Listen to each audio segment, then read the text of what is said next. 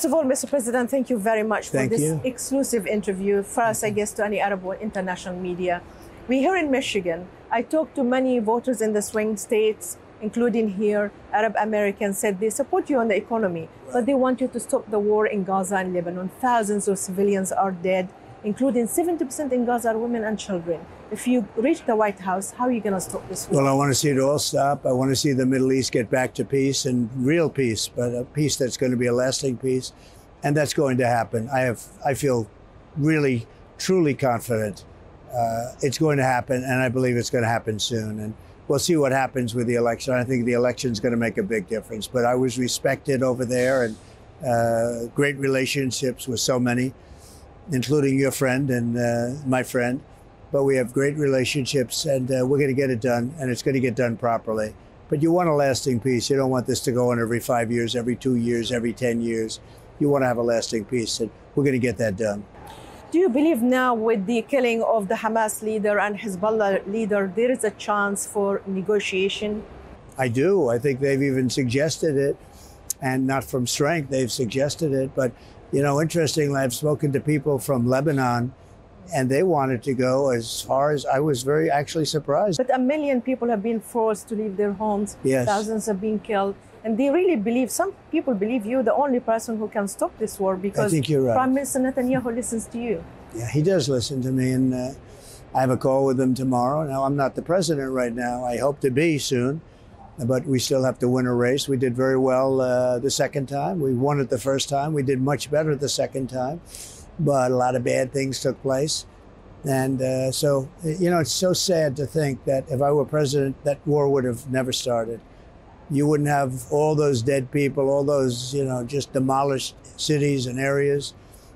You wouldn't have had October 7th. That's the most important. You wouldn't have had that. And all of the destruction and the hatred and everything else that followed October 7th. You wouldn't have had Russia attacking Ukraine. You wouldn't have had inflation, frankly. And you wouldn't have had the most embarrassing moment in the history of our country, in my opinion. You wouldn't have had the Taliban and Afghanistan and all of the things that are happening over there. So that moment in history was really one of the most embarrassing moments we've ever had. You wouldn't have had it. And I think that would have also kept Putin. I think Putin saw that, and he said they're a paper tiger. We're not a paper tiger at all. We're not a paper tiger. But he has no respect for Biden, and he's got no respect for Kamala. And he went in and did a big, you know, look, the destruction and the death in Ukraine is incredible, far more than people think. In 2017, on the first trip that you took, on a foreign trip, you went to Saudi Arabia. Yes. And actually, I traveled with you on that trip. How would you describe the relationship between the United States and Saudi Arabia? And what kind of role do you think they can play in a crisis in the Middle East? I think it's fine. Right now, when I was president, it was great. With capital letters, G-R-E-A-T, great. And so much respect for the king, so much respect for Mohammed, who's doing so great.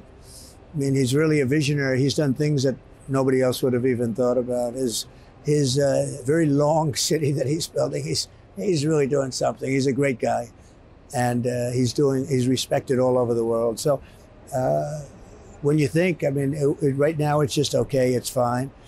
Biden goes over there and he fist pumps. You don't fist pump. You go over there and you do it right. You shake a hand or something. You hug. You do. But it could never be great with a guy like Biden. Could never be. I don't even think it would be good with Kamala. I don't think it would be good at all. But with me, it will be great. And I have great respect for Saudi Arabia and for many of the other rulers over there, many of the other countries over there. Don't forget, we did the Abraham Accords. It would have been chock full within a year. And I even think, and I make the statement, it sounds foolish, but it's not foolish. I think even Iran would have been in because Iran was desperate to make a deal. They had no money. And Biden allowed them to have $300 billion. They have now $300 billion, $350 billion. And he allowed them back into the game. And I would have done that, but no nuclear weapons. You can't have nuclear weapons. I'm going to ask you about these 2 points. First, on the Abraham Accord, will you expand it when you come to the White House? Everyone wants to be in it. They could have done it. I mean, all you need is an order clerk Everybody wanted to go in. We would have had 12 to 15 countries within a period of, literally within a period of a year, I think, at the most. They have none. They added none. And everybody respects it. They respect it so much. But look, the framework is there. All they have to do is be inserted. And that'll happen very quickly. If I win, that will be an absolute priority. Just getting everybody in. It's peace in the Middle East. We need it. And it's very important. And it'll happen. You've been tough on Iran. You took the decision to eliminate Qasem Soleimani. How are you going to stop Iran from acquiring nuclear weapon? Well, I'd rather not say that to you, but they won't acquire it. Now they may get it if they get it very quickly. I'm not president, so I won't have much to do with that. And I have respect for Iran. I have respect for the people. I know a lot of Iranian people. They're very smart, actually great negotiators, great business people. They're great people. They're very warm people. I wanted to do, as a country, I wanted to do great. Now it's, in its own way, it's probably in danger, maybe more so than they would have thought a month ago, right, with what's happening. I think it's in a lot of danger right now, which is, very bad. I don't want to see people killed. Everyone's being killed in the Middle East. I don't want to see that. But no, I think we would have had something. I think we would have had something very special. We'll still have something, but so much damage has been done to the world, whether it's Ukraine or whether it's large sections of the Middle East. Look at the death and destruction that's taken place. And none of this would have happened if I were president. What about the Israeli attack? They keep saying that Prime Minister Netanyahu wants to hit Iran. Maybe not necessarily the nuclear facilities, maybe the oil facilities or elsewhere. Would you support that if you were a president? Well, I think he's going to do what he wants to do, and I think he has to do that. Biden was giving him some very bad... Look, Biden has been historically horrible on foreign policy. Incompetent, I would say. What you do is anything he says, do the opposite, and you'll be brilliant if you do the opposite. But he gave him instructions not to do anything, and Israel was under great danger. They're under much less danger right now than they were 1 month ago. Let's face it. You saw the attack on October 7th. That was horrible. I've seen tapes that other people haven't seen, and what happened there was horrible. That can't be allowed to happen. But if you think, that would have never happened. So the whole thing wouldn't have happened. That was the problem. And now still you have hostages, but many of them have been killed. And I'm sure many of them are dead.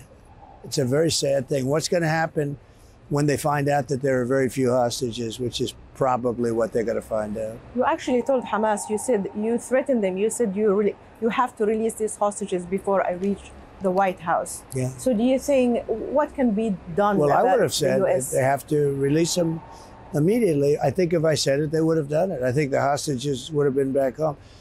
But I think even early on, I think a lot of those hostages were dead. I think they were dead. It's a very sad thing. It's not even believable when you think about it. But I think pretty early on, there were a lot that were gone. And, just God rest their souls. To live that way and to, spend. And these were largely young people that were having a good time at a festival. Life was a bowl of cherries, right? And they're dead. It's a very sad thing. But, it's interesting.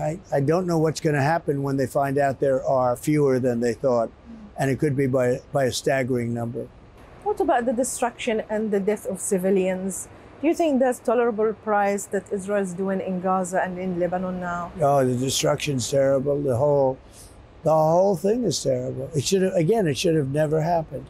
If October 7th wouldn't happen, which it wouldn't have, because Iran funds it, and Iran had no money. They had no money. They had absolutely no money. And I would have made a deal with them, and they wouldn't have done October 7th. But because they have no respect for Biden, they did it. And then it began. That was like just a terrible thing. But it began because of that, because of October 7th. You certainly can't blame Israel for hitting back, and they hit back hard, much harder than anybody would have thought. And then they send missiles in, and they were all knocked down, 187 missiles. Those missiles were knocked down. And now everybody's waiting for Israel to retaliate, make a move. It's a bad situation. Should have never happened. Talking about Iran, also I want to ask you about the Houthis. So the US and the UK has formed a military coalition Do you think it's working? What would you have done differently if you were a president? Well, number one, somebody's got to stop the ships from being shot out of the water. You have a lot of missiles are going right at ships and hitting them much worse than people know. You know, it's been pretty bad. You can't even use it. You can't even use that's your main travel lane. They can't use it. They have to find other ways. It's very expensive and really not even doable. Somebody has to make sure that doesn't happen. Absolutely. How do you see the U.S. Role in the world? How U.S.? Can the U.S. How can the U.S. lead in the world? Do you have to respect the leader. So Viktor Orban, who's a very strong man and very respected, right, hungry, he said, if Trump were here, none of this would have happened. He said it very strongly. He said it numerous times, actually. He said it 6 months ago. He said it 2 months ago at, various reporters and meetings. But he said, and I understand exactly. Look, when I was there, we had no terrorism. We had no wars other than I finished ISIS. I took care of ISIS was gone. It was supposed to take 5 years, maybe 10 years, and I did it in a couple of weeks. You ordered the killing of Baghdadi as well. Yeah, I did. Al-Baghdadi was also, I said, you got to get him. He was trying to reform ISIS. But we knocked it out, and we knocked it out hopefully for good. But even that, it can regrow if you don't have somebody in America that's strong. So many people are reliant on the United States. And with me, they have somebody they can rely on. With Biden, he doesn't know he's alive. And I want to ask you about domestic issue as well. Arab Americans I spoke to, they ally with you. And we heard him today in the mayor of Hamtramck. He said that we are closer to the Republican Party on social issues. Yeah. How do you see the issue of transgender that pushed away Arab Americans from the Democrats? I mean, I was with the mayor. I think the mayor's great. And he's given us his total endorsement. We have a lot of Arab American endorsements, as you know, from representing different countries, but Arab Americans. And he's somebody, I think he's got a lot of future in this country, really. He's amazing. But yeah, he's not for men playing in women's sports. He's not for transgender operations, the transformation or the transition into, a male into a female. He's not into that. And I think for the most part, the Arab world isn't into that. And I'm not into that either. But the radical left is totally into it. I mean, they'll actually take somebody from school without parental consent and do this operation. It's not even believable. Our country is really going bad. This is a very important election. I want to end on a personal note. Yes. You're going to become a grandfather soon. Congratulations again. Thank you very much. That's right. And your grandchild is going to be half Arab or Lebanese. That's true. So how do you feel about that? I'm happy about it. Okay, great. I have many friends who are Arab, as you say, but from different countries, but Arab. And I'm very happy about it. They're smart. They're very warm people. It's a shame what's happening over there. Yeah. They're the warmest people. Michael's father, so great. His mother's so great. They're friends of mine. Michael's such a great young man. He's so great. He's such a smart guy. And they're going to have a baby, and I'm very happy about it. So hopefully peace will come to the Middle East with that? It's going to come to the Middle East, and hopefully within my term. Hopefully I'm going to win, and I'll bring peace. I'll work with Mohammed, and I'll work with a lot of other people, and we're going to bring peace.